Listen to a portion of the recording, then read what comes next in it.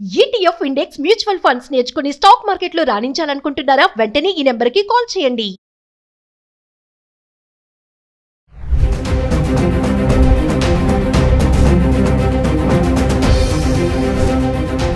నమస్కారం, నేను మీ అడ్వకేట్ సంగీత.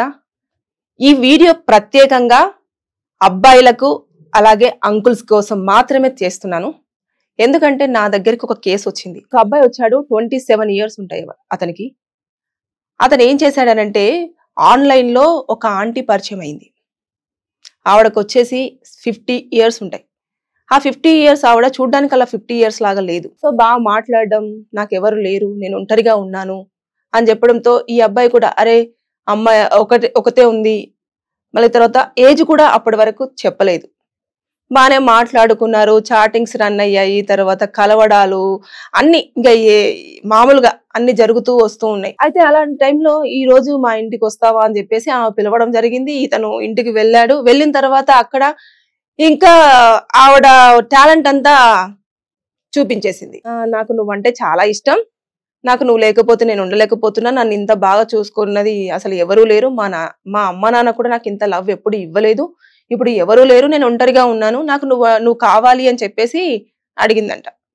సో నేను నిన్నైతే పెళ్లి చేసుకోలేను, కానీ నీతో ఉంటాను అని చెప్పేసి ఈ అబ్బాయి చెప్పాడు. చెప్పిన తర్వాత ఇంకా ఇలా నడుస్తూ వస్తుంది.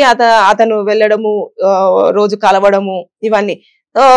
కానీ ఈయనకు తెలియని విషయం ఏంటంటే ఆవిడ ఆల్రెడీ ఆ ఇంట్లో ఒక కెమెరాని సెట్ చేసి పెట్టు విత్ ఆడియోతో వచ్చే సెటప్ అంతా. సో కెమెరా అంతా సెట్ చేసుకొని పెట్టేసుకొని అంతా అయిపోయింది. ఈ అబ్బాయికి పెళ్లి సెటిల్ చేస్తుంది అయింది. సో పెళ్లి సెటిల్ కాగానే ఎంగేజ్మెంట్ ఉంది. ఇంకా ఈమెను కొంచెం కొంచెం తగ్గించడము స్టార్ట్ చేశాడు. స్టార్ట్ చేయగానే ఫోన్లు చేసేసి అదేంటి నువ్వు నాతో సరిగ్గా మాట్లాడట్లేదు, నేను పిలిస్తే రావట్లేదు, ఎందుకని నాతోని సరిగ్గా ముందులాగా ఉండట్లేదు, నువ్వు నన్ను కనుక పెళ్లి చేసుకోకపోతే నేను ఖచ్చితంగా పోలీస్ స్టేషన్లో కంప్లైంట్ చేస్తాను అని చెప్పేసి బ్లాక్ మెయిలింగ్ స్టార్ట్ చేసింది. అయితే నువ్వు ఎక్కడ చెప్పుకుంటావో చెప్పుకో, అసలు నీ దగ్గర ఏమున్నాయని, అసలు నేను వచ్చినట్టు కానివ్వండి, నిన్ను కలిసినట్టు కానివ్వండి, ఎలాంటి ఆధారాలు ఉన్నాయని చెప్పేసి ఇతను ఏదో చెప్తూ వచ్చాడు. మొత్తం ఇంకా వాట్సాప్ లో అన్ని పంపించేసింది. ఇదిగో ఈ టైంలో నువ్వు వచ్చి పలా టైంలో నువ్వు కలిసావు, ఇవన్నీ చాటు అన్ని పంపించేసింది. ఇవన్నీ ఎక్కడివి అంటే బ్లాక్ మెయిలింగ్ స్టార్ట్. నాకు ఇంత డబ్బులు కావాలి, అన్ని డబ్బులు కావాలి.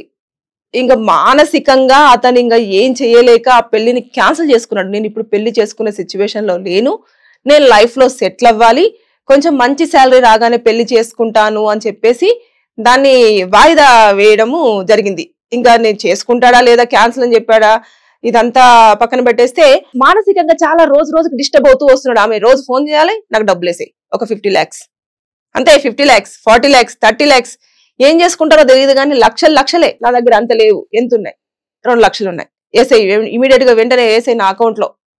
ఇలా చేస్తూ వస్తే ఇంకా తర్వాత నెక్స్ట్ ఇతను ఇంకా ఒక రోజు భరించలేక నా దగ్గరికి వచ్చాడు. ఒక ఫ్రెండ్ త్రూ ఈ కేసుని నా దగ్గరికి ఫార్వర్డ్ చేసేస్తే నేను మొత్తం అన్ని వివరాలు కనుక్కున్న తర్వాత ఏ సెక్షన్స్ అట్రాక్టివ్ అవుతాయో అతనికి చెప్పాను. దాని ప్రకారం వెళ్దాము అని అంటే మా అమ్మ వాళ్ళకి తెలియదండి, నేను భయపడుతున్నాను, నాకు అసలు ఆవిడకు 50 years, నాకు వచ్చేసి 28 years, నన్ను పెళ్లి చేసుకోమని చెప్పేసి చాలా అరాస్ చేస్తుంది, నేను అసలు ఆవిడని పెళ్లి చేసుకునే సిచ్యువేషన్ లో నేను లేను, మా ఆర్థిక పరిస్థితి కూడా ఇదే, ఇప్పటి వరకు నేను ఆవిడకి దాదాపుగా ఒక 30 లక్షల దాకా నేను ఇవ్వడం జరిగింది, అవి సరిపోనట్టు ఇంకా మళ్ళీ అడుగుతూనే ఉంది, తన దగ్గర నా ప్రైవేట్ వీడియోస్ అన్ని కూడా ఉన్నాయి, మేమిద్దరం కలిసి ఉన్నవి, అవి డిజిటల్ మీడియాలో పెడతాను, నీ పరువు తీసేస్తాను అని చెప్పేసి టార్చర్ చేస్తుంది అని చెప్పేసి చెప్పాడు.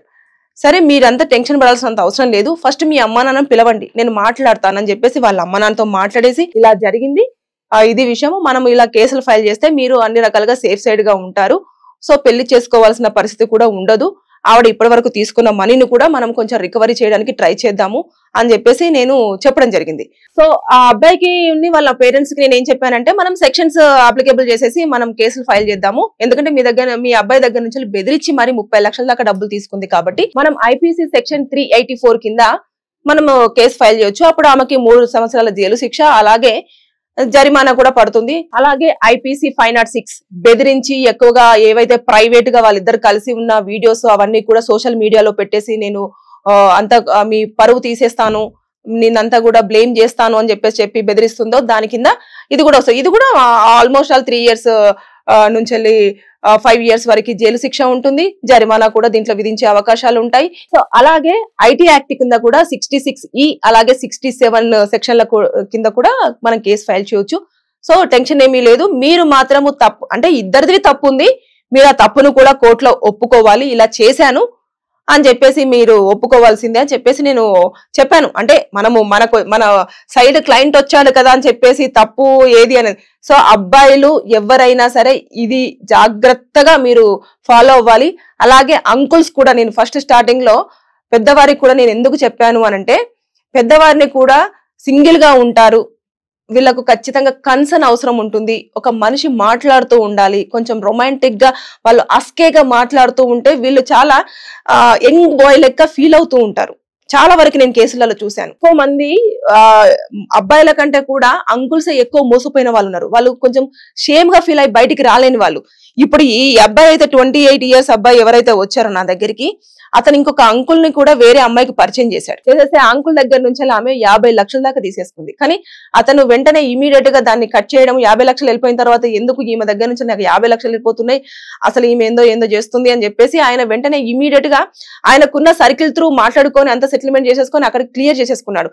కానీ ఈ అబ్బాయి చేసుకోలేకపోయాడు. అబ్బాయి అతనైతే బయటికి రాలేదు. పరువు కోసం ఎక్కువగా పాకులాడే వాళ్ళు చాలా మంది ఉంటారు కాబట్టి ఇది బయటికి వస్తే ఎక్కడ మేము బ్లేమ్ అవుతామో అన్న ఉద్దేశంతో బయటికి రాకుండా మానసికంగా అనుభవిస్తూ బాధని అనుభవిస్తూ సూసైడ్స్ కూడా చేసుకుంటున్న వాళ్ళు ఉన్నారు. సో లక్కీగా సూసైడ్ చేసుకోకుండా కొంతమంది ఇలా లీగల్ ఒపీనియన్ కోసం బయటికి రావడం, మమ్మల్ని లీగల్ ఒపీనియన్ అడగడము, అలాగే కేసులు ఫైల్ అవ్వాల్సింది ఉంటే కేసులు ఫైల్ చేయడము, ఫైట్ చేయడము, అసలు న్యాయం ఏంటిది అన్యాయం ఏంటిది అని చెప్పేసి తెలుసుకోవడం, ఇవన్నీ జరుగుతున్నాయి.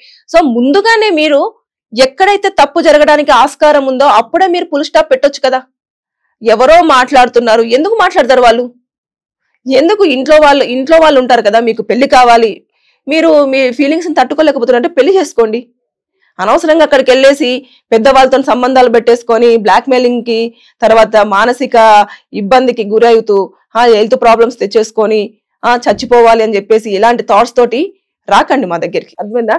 వస్తే న్యాయం కావాలని మాత్రమే రండి. సో జాగ్రత్తగా ఉండండి. Be alert boys and uncles.